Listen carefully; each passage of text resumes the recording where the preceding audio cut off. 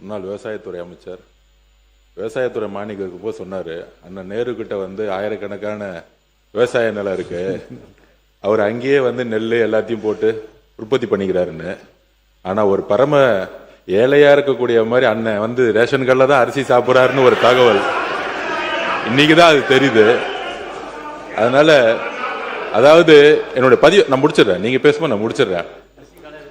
எதற்கு சன்னக நெல் அரிசிக்கு அதிகமான ஊக்கத்தொகையும் பொது ரக அரிசிக்கு எதுக்கு விலை கம்மியும் அப்படிங்கிற ஒரு விவாதம் நம்முடைய முன்னாள் உணவுத்துறை அமைச்சர் வந்து ஒரு பதிவு பண்ணாரு. மாண்புமிகு முதலமைச்சர் மூத்த அமைச்சர்களை ஒரு 8 அமைச்சர்களை கூப்பிட்டு விவசாய சங்கங்களை வந்து சந்திக்க சொன்னாரு. நம்முடைய கம்யூனிஸ்ட் தோழர்கள்லாம் இருந்தாங்க. ஸோ அங்க விவசாய சங்கங்களோட பேசிட்டு இருக்கும் பொழுது அப்போ ஒரு கோரிக்கை கொடுத்தோம்.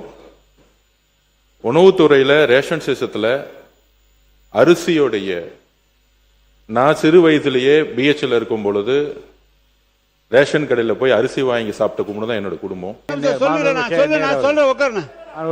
பொதுப்பணித்துறை அமைச்சர் அவர்கள் சொன்னாங்க, சன்னரக அரிசிக்கு கூடுதலான விலை கொடுத்து விவசாயிகளை சன்னரகத்தை உற்பத்தி செய்து மக்களுக்கு சன்னரகமாக கொண்டு சேர்ப்பதுதான் எங்களுடைய அரசு சொன்னார். நம்ம செய்ய முடியாது. சன்னரகம்லாம் குருவை, தாளடி, நவரைப்பட்டம் என்று 3 பட்டங்கள் விளைகிறது. 3 பட்டங்களில் குருவையில் விளைகிறது மொத்தமான அரிசி தான் விளையும்.